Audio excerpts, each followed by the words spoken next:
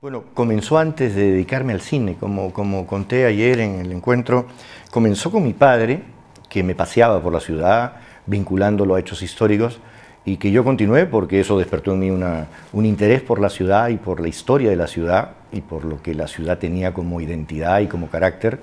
Entonces, cuando entré a la Facultad de Arquitectura a los 16 años, obviamente que continué, y esta vez ya bajo la mirada del arquitecto, y no lo he dejado de hacer nunca. Entonces, no quiero hacer alarde de algo, pero en realidad yo conozco Lima en su extensión, que es bastante, porque la he caminado durante toda mi vida y la he salido a caminar periódicamente y frecuentemente a lo largo de toda mi vida. Y claro, cuando comencé a hacer cine, con mayor razón aún, mirándola ahora con los ojos del cineasta, entonces mirando ya no solamente la ciudad como un espacio histórico, ni la ciudad como un espacio arquitectónico, sino la ciudad como un espacio dramático, es decir, lo que los espacios contribuían a la historia y a las escenas y a las situaciones y al carácter y al espíritu de las películas con las que yo comenzaba a soñar, que tal vez no había hecho. Y el primer trabajo cinematográfico que hice en un largometraje fue un largometraje de episodios que se llamó Cuentos Inmorales, 4 episodios, uno de Lombard, cineasta ahora muy conocido, los otros 2 han dejado de hacer, y yo uno, que como te contaba, trata de un muchacho que trata de hacerse una carrera de vendedor de casa en casa, y claro, eso me llevó a recorrer la ciudad, porque lo acompaño en su frustración, porque obviamente no vende nada, es una actividad un poco de engaño en la que caen los jóvenes. Y entonces en la primera película que yo hice, fuera de haber hecho ya documentales donde también había una presencia de la ciudad, esa primer mediometraje del año 78 ya era la presencia de la ciudad al servicio de la historia, incorporada a la historia, porque en realidad este es un caminante de la ciudad. Entonces siempre ha estado en mí, y para todas las películas yo he tenido una conciencia clarísima de que la película tenía que ser un protagonista. En la película que está ambientada en 1600, la Lima de 1600, que hay que reconstruirla porque la Lima de 1600 ya no existe, yo la reconstruí porque conocía los ángulos, los espacios, los rincones, las paredes, los rezagos de arquitectura de 1600, y construí una Lima de 1600. Hice una película ambientada en 1900 y eso todavía sí hay, pero los busqué, cada lugar está pensado por el color, por la connotación, por el tipo de edificio. Y el último, para no alargar demasiado, cuando me dediqué después de haber hecho ya 10 películas y abrí una editorial, decidí que los temas de mi editorial, que eran cine, arquitectura e historia, entonces he hecho, por ejemplo, 3 libros sobre 3 distritos, que contienen la mitad del libro la historia y la otra mitad el presente, con lo cual me caminé todo el distrito de San Isidro, todo el distrito de San Miguel, todo el distrito de Barranco, y ahora estoy haciendo sobre el Rímac. Entonces me los caminé y los fotografié todos, pero además hice un libro sobre Lima y me la caminé íntegra durante 4 años, desde el centro de Lima hasta la Bahía de Chorrillos, que son 20 kilómetros, domingo a domingo durante 4 años. Entonces, las diversas actividades a las que me he dedicado, todas me han llevado a caminarla, a conocerla y a mirarla con ojos, digamos, no de simplemente vista que pasa, sino el efecto que me produce, la sensación que me produce, la connotación, el valor simbólico que le atribuye a la edificación o al espacio. Entonces mi relación, y el resultado será bueno o malo, los libros, las películas, eso no sé yo, pero mi relación con la ciudad ha sido intensa, muy intensa, generando, como toda relación intensa, amor y odio intensos, pero obviamente indesligables de mi espíritu y de mi memoria, tanto familiar como personal. Y la arquitectura histórica trae pues consigo la resonancia de su dimensión histórica, y eso le agrega toda la pátina histórica que el plano que encuadra ese edificio siente, ¿no? Porque la cámara es un instrumento hipersensible, los cineastas en principio lo sabemos. Entonces la cámara no registra solo físicamente unos píxeles o unos granos de plata, sino que registra una cosa que más no es una idea mágica, pero sí hay una energía que la cámara logra. Entonces, claro, los edificios que tienen esa aura, que tienen, imprimen, ¿no? Imprimen, y eso. Pero yo creo que la contemporaneidad y los edificios y los espacios, todos tienen espíritu, y todos colaboran. Mi concepto de la dirección de arte es una en la que el arte manipula, concibe, diseña, todo lo que el plano contiene, excepto los seres humanos, porque la dirección de arte que yo propongo es que incluye el vestuario, todos los objetos para lograr un efecto, es decir, el director de arte tiene que leer la escena y tratar de interpretar como el actor cuál es el sentido de la escena, cuál es el carácter de la escena, cuál es el objetivo comunicacional de la escena, qué es lo que esa escena está contribuyendo, no solamente en términos de información de la historia, sino en sensaciones, en sentimientos, porque el cine incluye todas las dimensiones humanas, y cómo cada elemento que yo coloque en el encuadre, en términos de objeto, edificio o lugar que yo escoja y lo que ese lugar contiene, debiera estar pensado para que la escena cumpla su función de manera más intensa. Evidentemente parto de dos, digamos, yo digo dos criterios, hay varios, pero dos criterios fundamentales para que el director de arte escoja los elementos que él va a colocar, es el guión y entender el sentido y el concepto del guión y su espíritu, y obviamente la propuesta del director. Entonces, la buena dirección de arte no es la que luce porque, ay, estéticamente qué lindo. Puede ser hermoso, estéticamente placentero, plásticamente atractivo, pero no es su propósito. No es cosa de hacer un hermoso contexto a la acción. Es hacer el contexto que haga que la acción y lo que le pasa a los personajes y lo que está ocurriendo en los personajes externa e internamente se potencie por efecto de estilo, material, color, textura, funcionalidad. Entonces, y para terminar, por ejemplo, yo a veces escojo lugares, por ejemplo, hay una riña y dije, ¿dónde la hago? Y se me ocurrió que uno de ellos trabaje en un matadero, en un camal. Y entonces, claro, el personaje que va a buscarlo al otro, que termina en una riña a cuchillo, atraviesa un camal. Claro, es un símbolo bastante grueso, pero dije, bueno, vamos a hacerla gruesa, ¿no? Entonces, claro, atraviesa entre carcasas de vacas desolladas. Y cuando en la última película hay un viaje nocturno largo de los protagonistas, dije, ¿qué espacios atraviesan para que esos espacios? Entonces hago que atraviese un cementerio, decido que esta chica ha ocultado una cosa, que están buscando un objeto, lo ha ocultado, porque vive al lado del cementerio, lo ha ocultado en un mausoleo, entonces van a buscar al cementerio para que todo lo que connota un cementerio, y después va a buscar a un delincuente que se ha escondido en una plaza de toros y atraviesa la plaza de toros, que es un lugar que tiene evidentemente. Entonces el arte no solamente es diseñar, sino buscar los sitios que traen en su forma, en su función, en lo que han cargado, porque una plaza de toros está llena, así sea de noche y no haya nadie, está llena de... Yo no estoy ni a favor ni en contra, no estoy hablando de favor ni en contra de los toros, pero está cargado de sangre. Y ahí está, digo yo, ahí está la sangre, aunque no esté retratada. Entonces creo que la dirección de arte es la que busca que ese contexto, que va hasta el vestuario, potencie, colabore, intensifique, abra, connote lo que la escena en principio está queriendo hacer y lo que la película entera está queriendo hacer.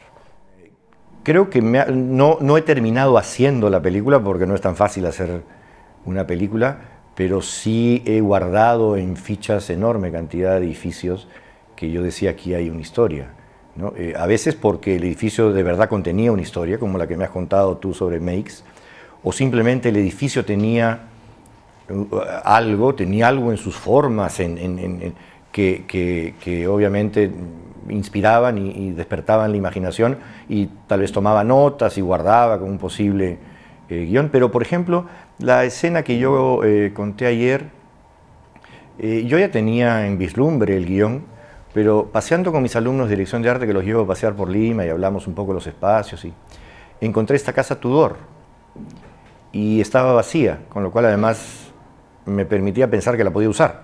Estaba en manos de un banco que la alquilaba de vez en cuando. Entonces, y la recorrí y comencé a terminar de configurar el carácter del personaje. Ya lo tenía, pero el lugar, una vez que lo conocí, me sirvió para reescribir un poco al personaje y las circunstancias del personaje y convertir esa sala en un protagonista que en realidad lo que es simplemente un espejo del protagonista. O sea, toda la sala, es una sala grande, la decoré para que fuera absolutamente el espíritu del personaje materializado, todos los rasgos del personaje.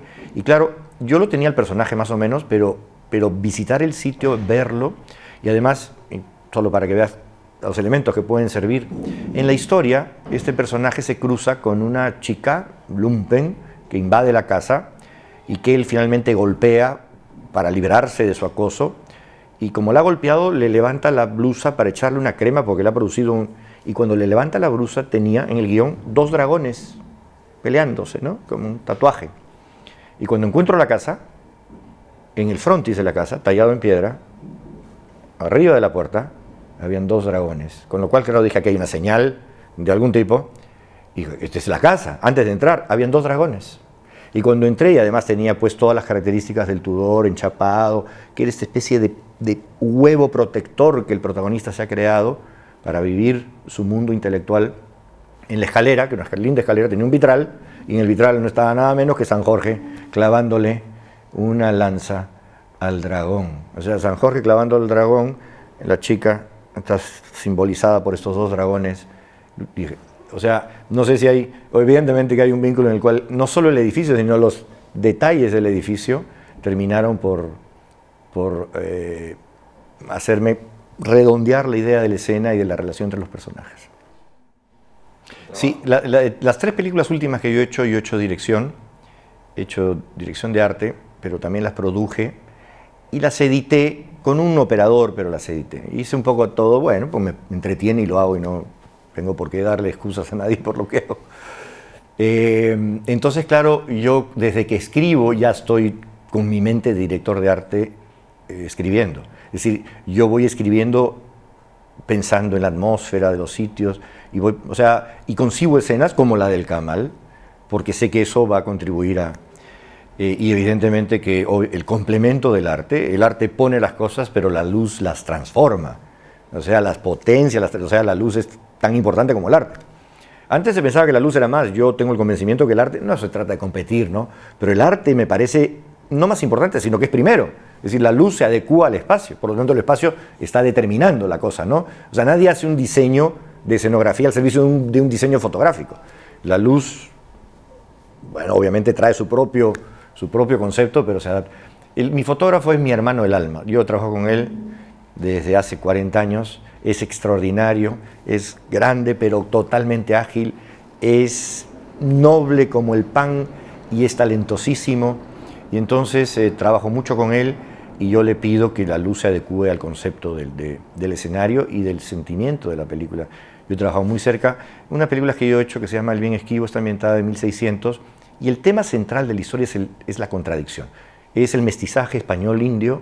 Y entonces hay la confrontación de culturas, de religiones, hay un sacerdote poderoso, hay un chamán, pero en realidad es la historia de un mestizo que llega a buscar un documento, que es un símbolo de su identidad. Está buscando un documento para poder regresar a España y tener una propiedad que se la quitan porque dice que es bastardo, él tiene que ir la partida de matrimonio. Y se cruza con una monjita poeta, está llena de estereotipos, ¿no? Es una Sor Juana, pero más bien tímida, que escribe poesía oculta en su celda.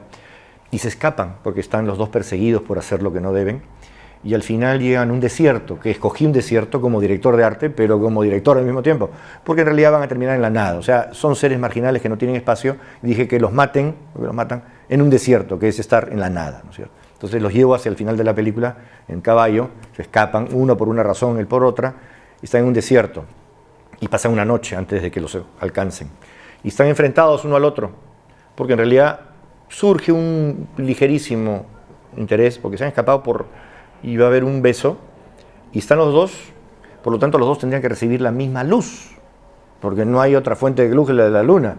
Y le dije a mi amigo Juan, mira, a ella me la pones negra, mejor dicho, a él lo pones negro, sin luz, y ella luminosamente iluminada, ¿no es cierto? Entonces, porque quería hasta ese punto remarcar el contraste. Entonces es una película en donde el arte es todo blanco y negro, la luz es hiper contrastada, o sea, ni el tenebrismo más ténebre del claroscuro barroco.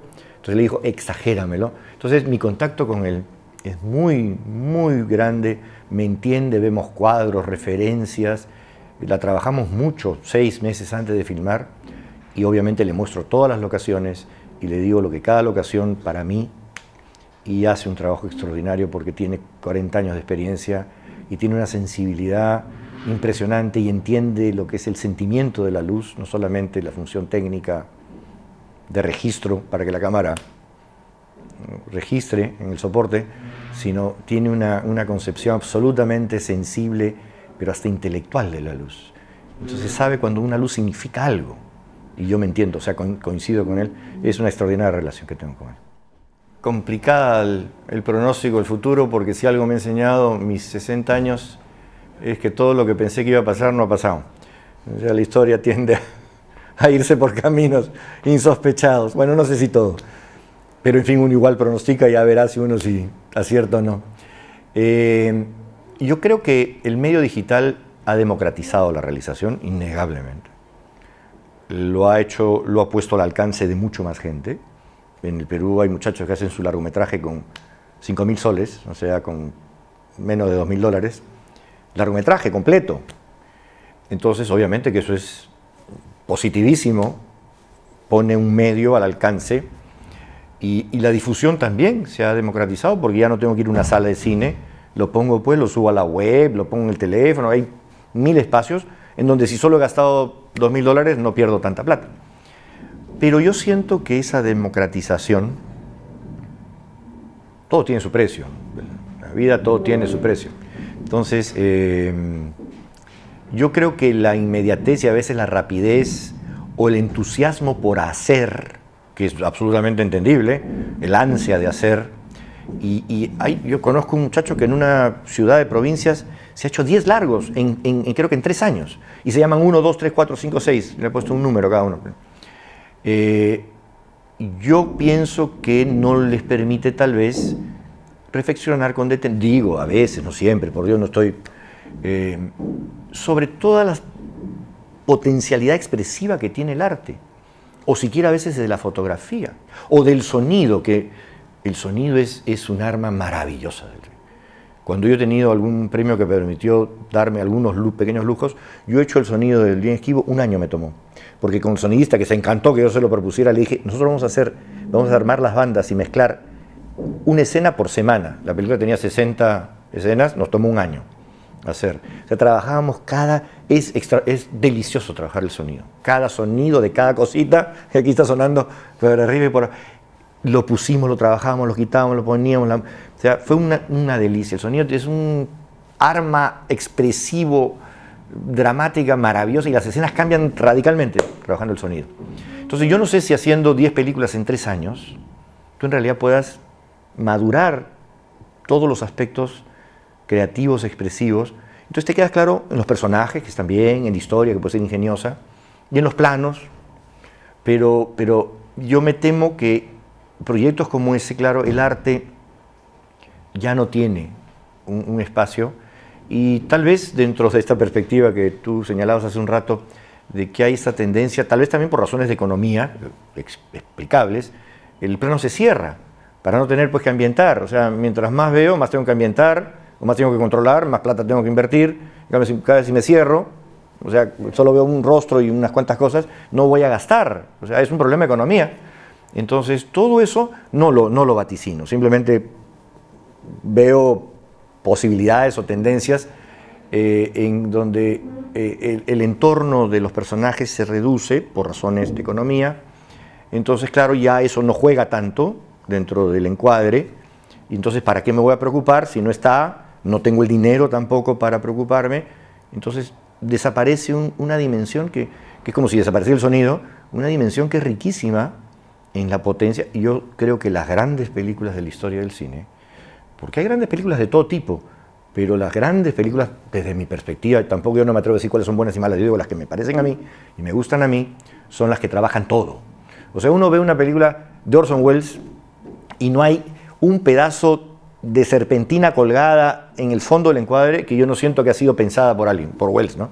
No hay un solo elemento de todos los que el cineasta puede poner en el encuadre, la composición, el movimiento, el lente, la textura de la imagen, todo está pensado. Entonces, cada plano es una especie de avalancha, ¿no es cierto? O sea, uno ve el Ciudadano Kane y es como si los 700 planos todos fueran una obra maestra, todos. No hay muchas películas que yo pueda decir, los 700 planos, los 400 planos, los 800 planos, son cada uno de ellos. Entonces, los grandes cineastas así pues como Miguel Ángel o pues como Beethoven, que son pues los que trabajan, o Frank Lloyd Wright, haciendo su casa, que diseñó el zócalo de todos sus cuartos y cada cornisa y cada...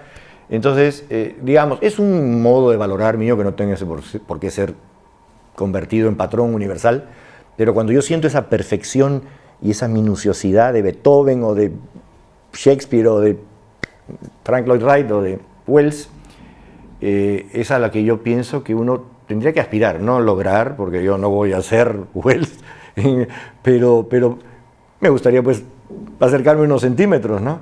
Y yo creo que eso implica preocuparse por todas las dimensiones expresivas de la película, y el arte a mí me parece, la dirección de arte, una dimensión trascendental que cuando está logrado a mí me impacta y obviamente la película se multiplica, pues, como cuando encuentro una banda sonora o cuando encuentro la conjunción de todo, claro, la película pues claro me deslumbra y me tira para atrás, ¿no?